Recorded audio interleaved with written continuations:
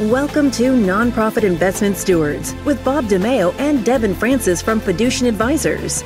Bob and Devon are passionate about helping nonprofit organizations prosper.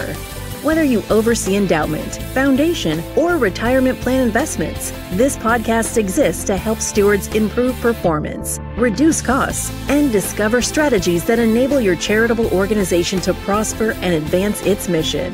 Now, on to the show.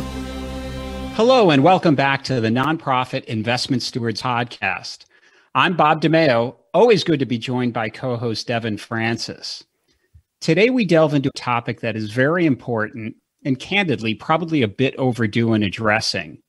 We're going to enter the world of high net worth families and more specifically, private foundations. I'm pleased to share that one of mine and Devon's extremely talented partners at Fiducient is joining us. Before we introduce him, Devon, good to be with you. How are things today? Things are great, Bob. Thank you. We're so excited to have our friend and colleague Adam Newell on the show today.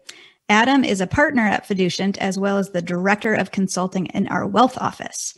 In addition to strategic oversight for our private client practice, Adam also provides investment expertise to a number of high net worth families, private foundations, and nonprofit clients as well. He is a voting member of the firm's investment committee. He is a certified financial planner and a CFA charter holder. My introduction to Adam was on a Zoom happy hour where he was dressed as Joe Exotic from the Tiger King. So he is a man who wears many hats. He also serves as a volunteer board member with several nonprofits, and he even co-founded a charitable organization. So I could go on, but instead we'll start the show. Adam, welcome.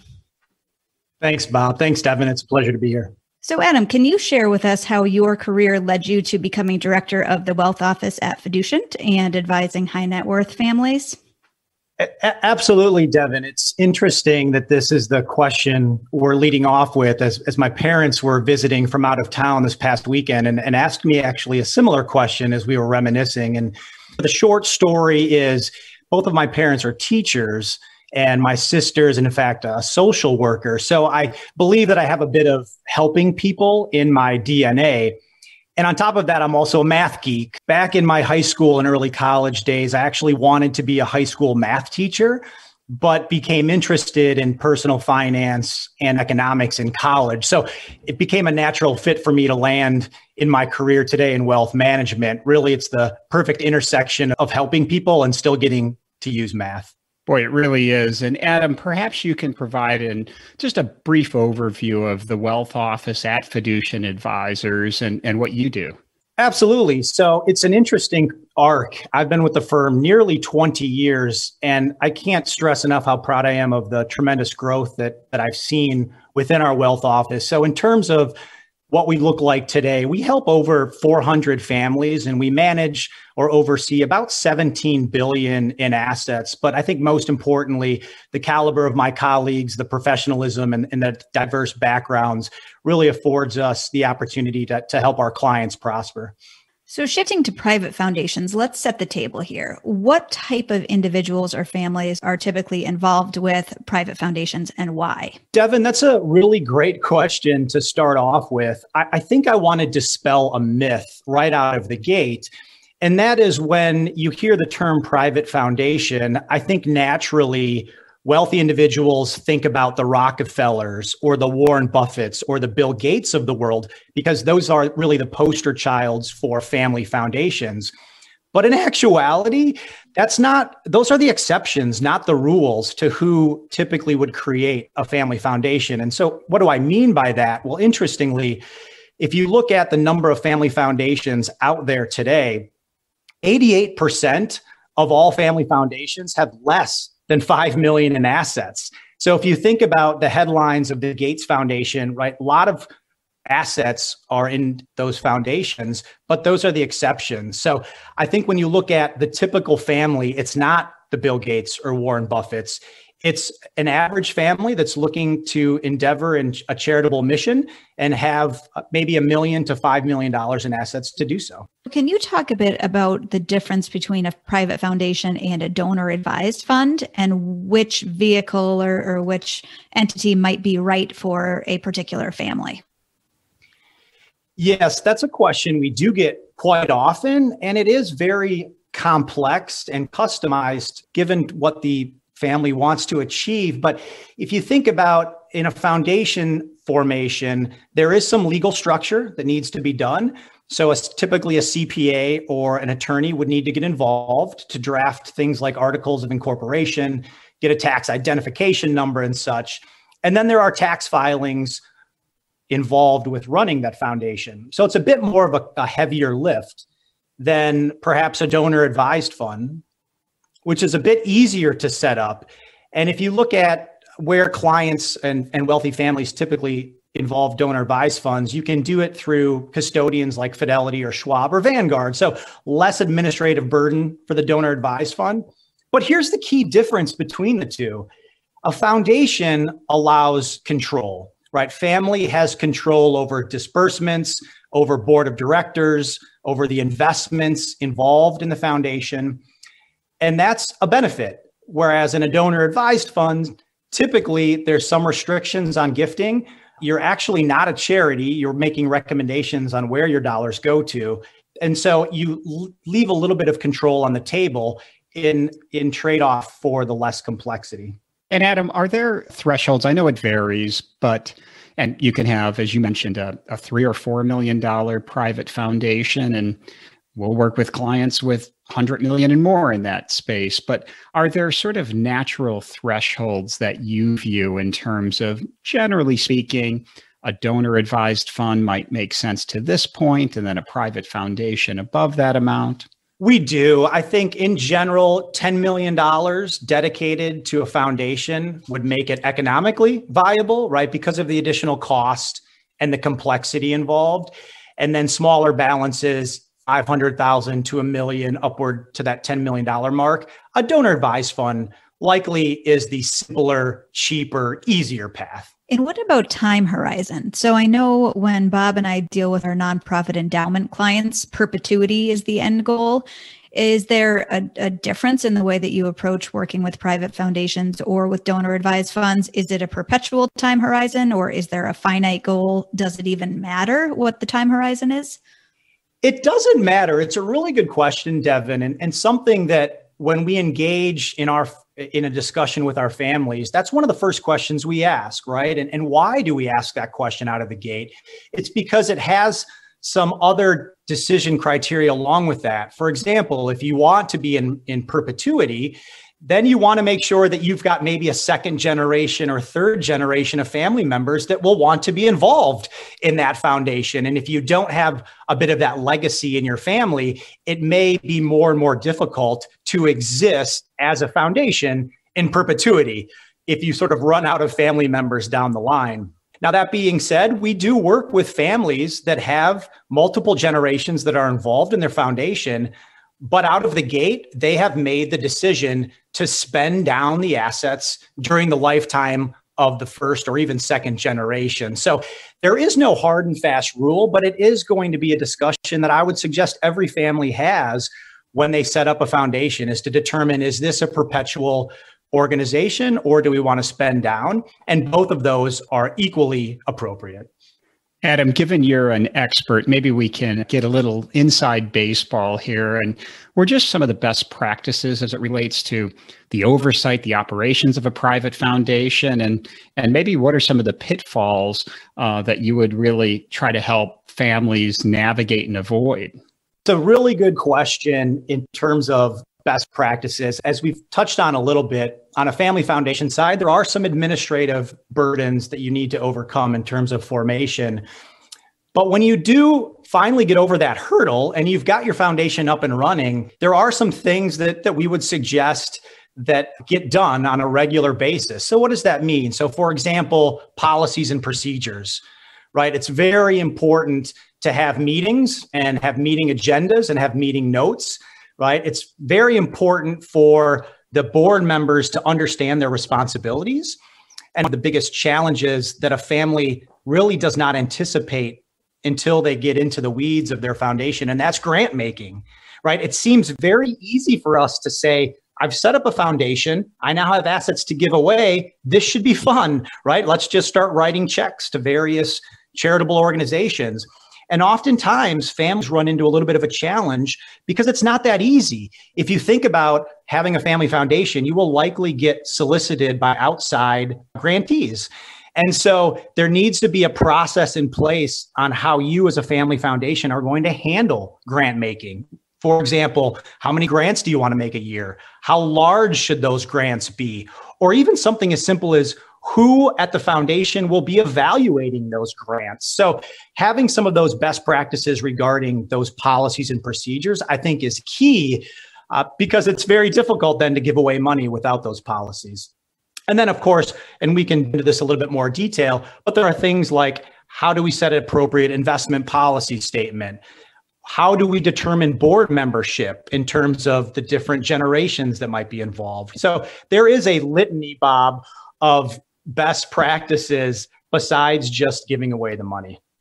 And Adam, have you seen some families, you're talking about, kind of orchestrated participation here, right? That I can envision some families, this really being a wonderful ongoing perpetuation of sort of the family and maybe the original founders of this private foundation. And then others, I could see it perhaps being a bit of a challenge in terms of obtaining participation and such. Any thoughts on that? Yes, I would say communicate, right? As you establish a family foundation, oftentimes there's the first generation that sets up the foundation with their own mission and priorities and charitable goals. And to your point, Bob, those may change over the course of subsequent generations. So to give you an example, we work with a foundation where the initial mission of the organization was social service and community impact. That was generation one's mission.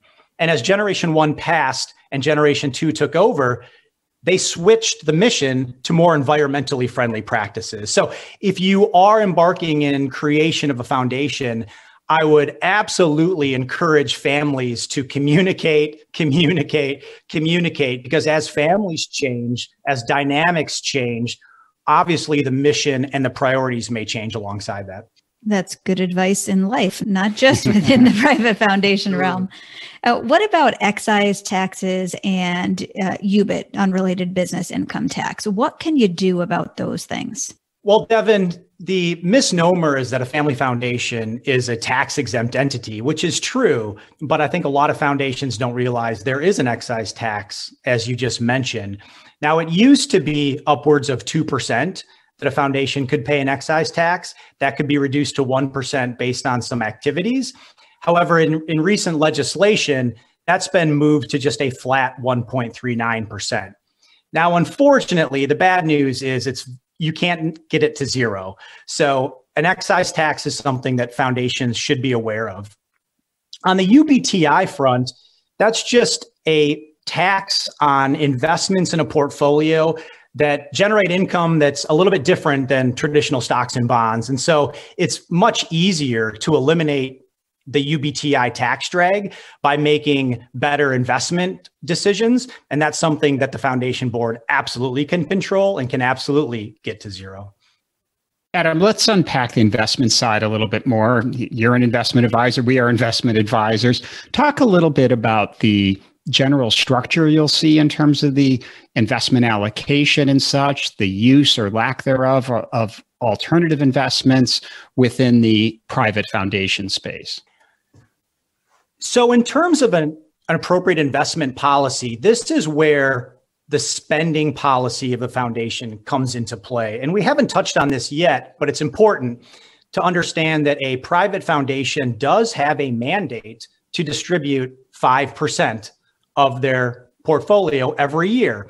And so if you think about that from an investment policy standpoint, and we talk about this in 3 levers, I know you've alluded to this in other podcasts, it's a powerful exercise to go through the 3 levers because we know we have a 5% mandatory spend. So that's going to drive most of the allocation decisions with the family to say, okay, if we're distributing 5% and we want some growth and we want some inflation protection, maybe we need to have an investment portfolio that's diversified to earn us a 7%, let's say.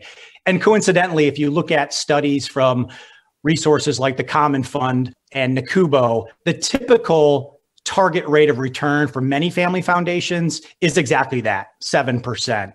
So that then allows us on the investment side of the table to help a family build and construct a portfolio of cash and hedge funds to achieve that 5 to 7% rate of return. So it's very similar to what a traditional nonprofit would go about doing, or even a private client in their own portfolio. So Adam, the markets have performed remarkably well in recent years. Many foundations have earned more than that 5% return objective.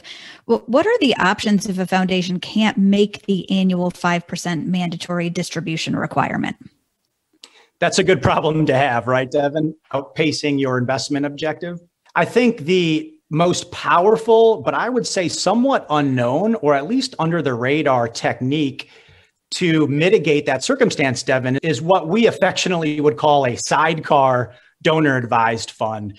And why we call it that is that, remember, as I mentioned earlier, a private foundation has a 5% mandatory spend. And in the situation, Devon, that you just described, the investments are earning more than 5%. So it may be tough for a foundation to be able to spend all of that money, right? Again, a good problem to have, obviously.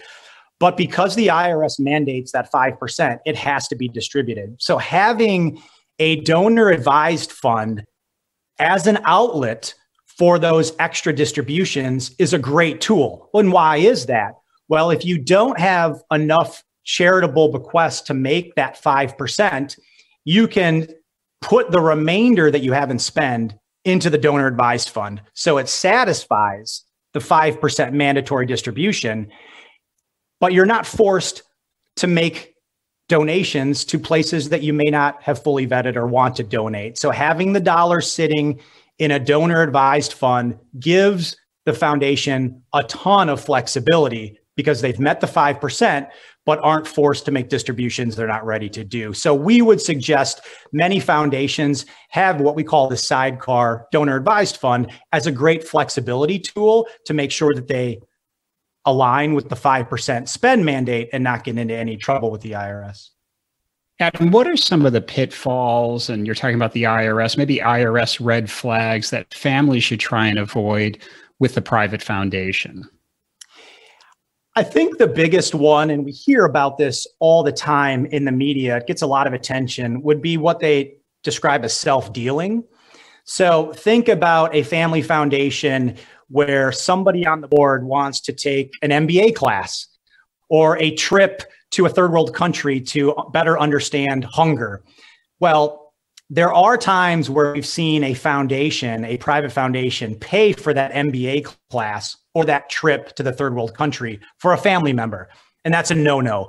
And so the IRS would flag that as essentially self-dealing. There are also some other red flags, one of them being a disqualified person, meaning that you can't contribute if you're a family member, officer, and affiliated with the foundation.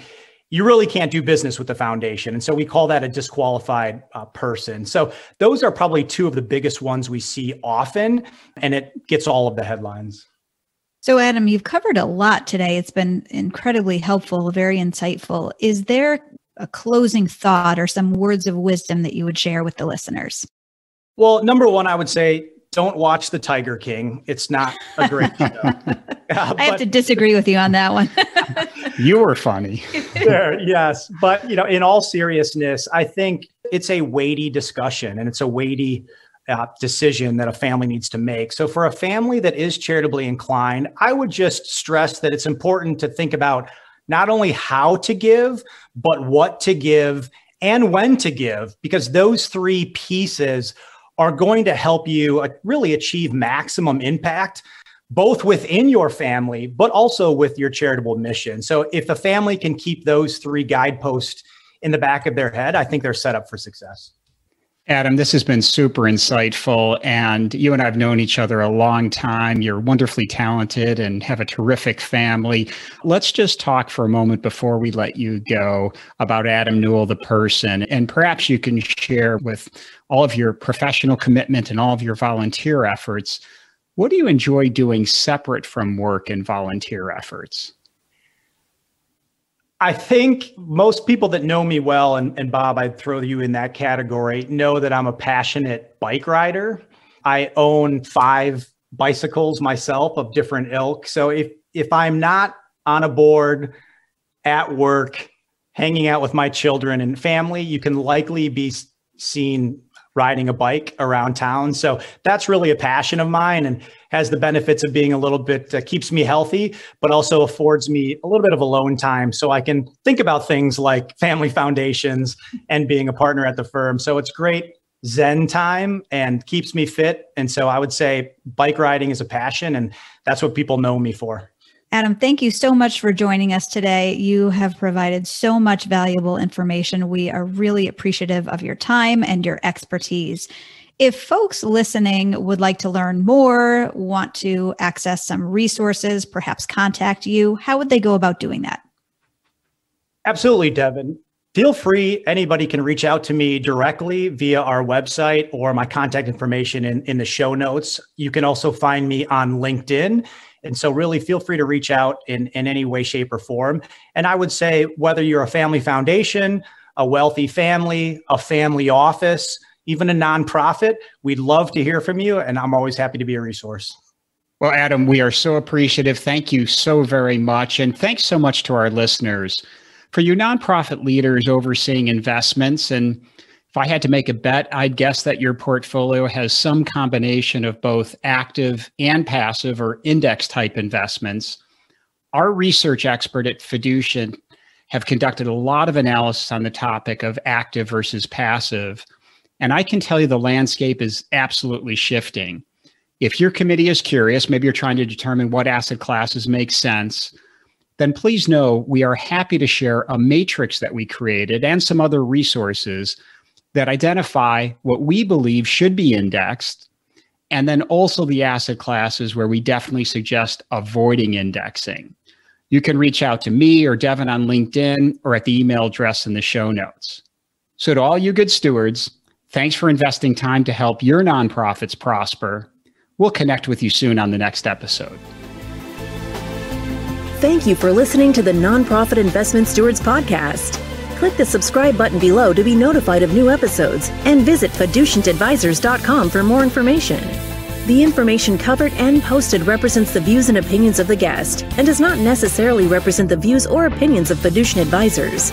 Content is made available for informational and educational purposes only and does not represent a specific recommendation. Always seek the advice of qualified professionals familiar with your unique circumstances.